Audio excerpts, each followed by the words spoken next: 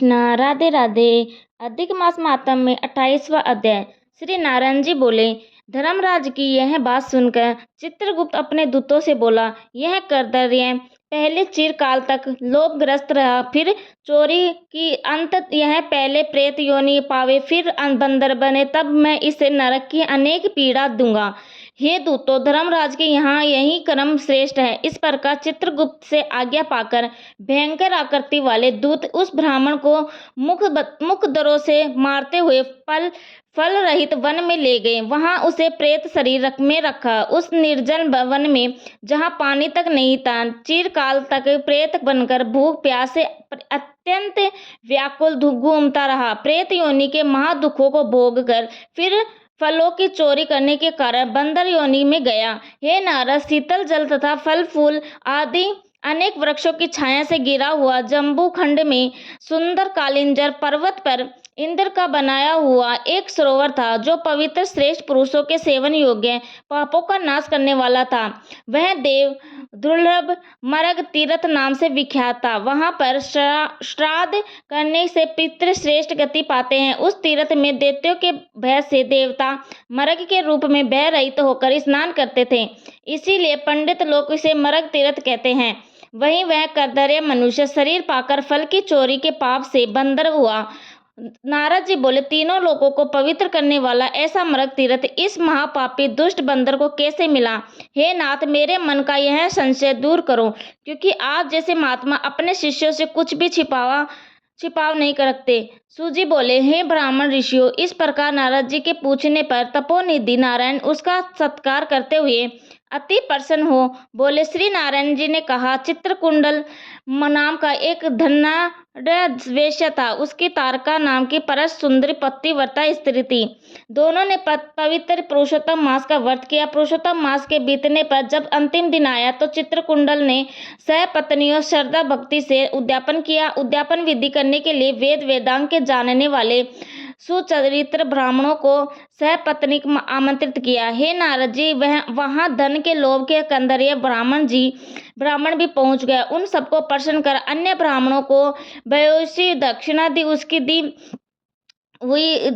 दी हुई उसी दक्षिणा से दूसरे ब्राह्मण संतुष्ट हो अपने अपने घर चले गए, किंतु अत्यंत लोभी कंदर्य ही रोता हुआ चित्रकुंडल के आगे खड़ा हो गया और विनय पूर्वक गदवाणी से बोला, हे वेश्यराज चित्रकुंडल, आपने जैसा पुरुषोत्तम मास का व्रत विधि विधान से किया, वैसा आज तक किसी ने भी नहीं किया। आज आप कृतार्थ हो गए। आप सब प्रकार से भाग्यवान हो जो आपने अत्यंत भक्ति से पुरुषोत्तम मास का व्रत, आपके पिता और माता धन्य हैं जिन्होंने आप जैसे हरि भक्त पुत्र को उत्पन्न किया। वह पुरुषोत्तम मास धन्य से भी बढ़कर धन्य है, जिसके सेवन से इस लोक और परलोक का फल प्राप्त होता है। हे वेश्या, आपकी इस महान पूजा को देखकर मैं चकित हो गया। और निसंदेह आपने महान कार्य किया है और अन्य ब्राह्मणों को भी बड़े आनंद से व्युषि दान दिया है।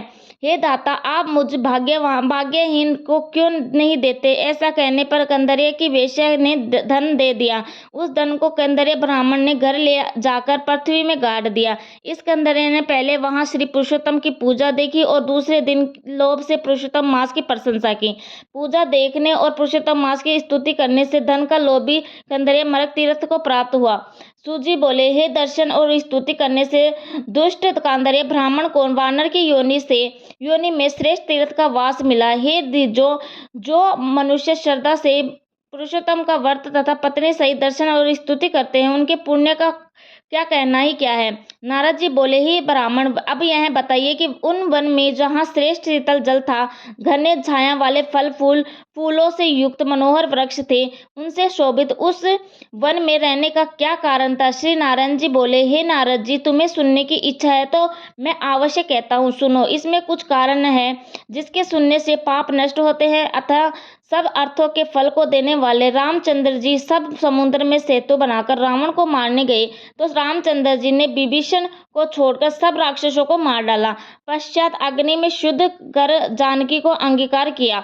तब रावण ने मरने से प्रसन्न हो वहां शिव, इंद्र आदि देवताओं ने कहा, हे रामचंद्र जी, आप वर मांगो। इस प्रकार सब भक्तों को अभय रहने वाले रामचंद्र जी बोले, हे देवताओं, जो मुझे वर देने चाहते हो तो मेरी बात सुनो। यहाँ पर जितने सुरवीर वानरों की राक्षसों ने मार दिया है, उन सबको मेरी आज्ञा से अमृत वर्षा कर शीघ्र जीवित कर दो। ऐसा ही हो। यह कहकर ब्रह्मा, शिव, इंद्र आदि देवताओं ने अमृत वर्षा कर वानरों को जीवित कर दिया। सब वानर जीवित हो जय घोष करते हुए रामचंद्र जी के सामने आने लगे, मानो बहुत देर बाद सोकर उठे हों। सब सीता सहित रामचंद्र जी प्रसन्न हो विमान में बैठकर चारों ओर खड़े हुए वानरों ने बोले, सुग्रीव, हनुमान, अंगद और जामवंत, तुम सब ने वानरों के साथ अपने मित्र का सब कार्य पूरा किया है। अब तुम लोग सब वानरों को आज्ञा दे दो, ताकि यह सभी वानर यहाँ से अपनी अपनी इच्छा अनुसार यथेष्ट स्थान चले जाएं। यह मेरे दीर्घजीवी वानर जिन जिन वनों में रहेंगे, वहां वे वृक्ष फल फूलों से लदे रहेंगे। वहां मीठे जल, वाणी और वाली नदी और शीतल सुंदर सरोवर भी होंगे। तुम सब मेरी आज्ञा से लौट जाओ, तुमको कोई भी नहीं रोकेगा। अतः राम जी के प्रभाव से जहाँ जहाँ वानर रहते थे, वहाँ वन में मीठे जल वाली नदी, सुंदर जल वाले सरोवर तथा पुष्प और फूलों से युक्त पत्तों वाले महावृक्ष होते थे। परंतु पूर्व जन्म के कर्म अनुसार सुख दुख तो जहाँ प्राणी जाकर रहता है, वहाँ भी उसके पीछे लगे रहते हैं, क्योंकि बिना भोगे हुए कर्मों का नाश नहीं होता।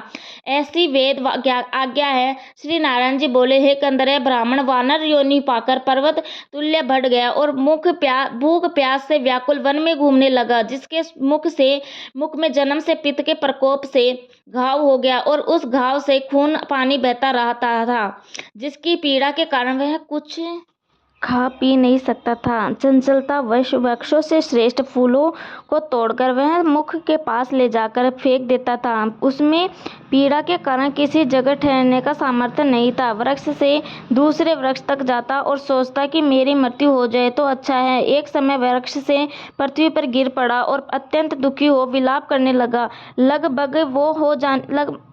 अंग भंग हो जाने से ऐसे तड़पता था कि जैसे वह जल के बिना मछली। इस प्रकार भूखा प्यासा गिरता पड़ता तड़पता रहा। उसके घाव से पीड़ित होने से सब दांत भी टूट कर गिर गए। पूर्व जन्म में किए गए पापों के कारण उनके अनेक दुख भोगने पड़े।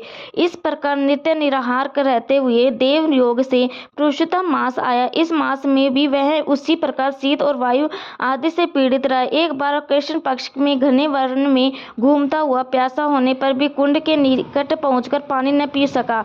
भूखा होने पर भी चपलता से वृक्ष पर चढ़ गया। एक वृक्ष से दूसरे वृक्ष जाते समय वह सरोवर के किनारे फिर गिर गया।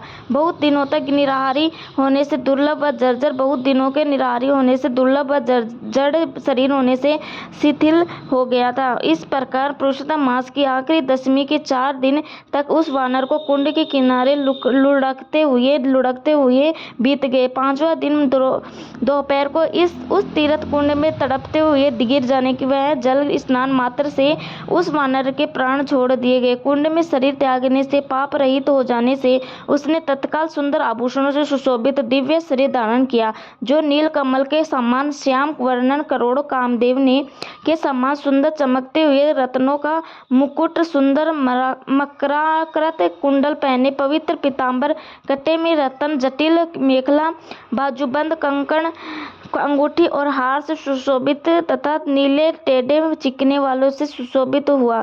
उसी समय वहां एक वैष्णव विमान आया, जिसमें भेरी, मृदंग, नगाड़ा, वैष्णव, वीणा आदि बज रहे थे। अप्सराएं नाच रही थी, गंधर्व और किन्नर जा रहे थे। इस प्रकार दिव्य शरीरधारी वह महाभाग वानर उस दिव्यमान विमान को देखकर अत्यंत आश्चर्य में पड़ गया। मुझे जैसे महापापी को यह विमान का सुख कैसे, यह तो अत्यंत पुण्यवान लोगों के लिए पश्चात चंद्रमा के समान कांतिवान एक अप्सरा उसके ऊपर छत्र लगाकर खड़ी हो गई। 2 अप्सराएं बड़े आनंद से दोनों ओर सवर डुबाने लगी। कोई हाथ में पान लेकर कोई खड़ी हो गई और कोई उसके सामने नाचने लगी। कोई गंगा जल से भरी सोने की झाड़ी हाथ में लेकर खड़ी हो गई। कुछ हाथ में हाथ दिए उसके सामने गाने बजाने लगी। ऐसे ऐश्वर्य देखकर वह चित्त लिखित सा हो गया। मुख दुष्ट बुद्धि पापी के लिए वह सब क्या है, मैंने तो कुछ भी भी सुकृत नहीं किया जो हरि भगवान के लोकों को पा सकूं। ऐसा सोचते सोचते वह देवलोक से आए उस दिव्य विमान को देखकर आश्चर्य में पड़ गया। तब हरि के पार्षद उस बंदर योनिधारी शरीर को छोड़कर कंदरिया ब्राह्मण के मन की बात समझकर नम्रतापूर्वक उसके चरणों में नमस्कार कर हाथ जोड़कर आगे खड़े हो गए। सुंदर वचन बोले। इससे आगे की कथा हम सुनेंगे 29वें अध्याय में। आज का 28वां अध्याय समाप्त। जय श्री राधे। Thank you. धन्यवाद।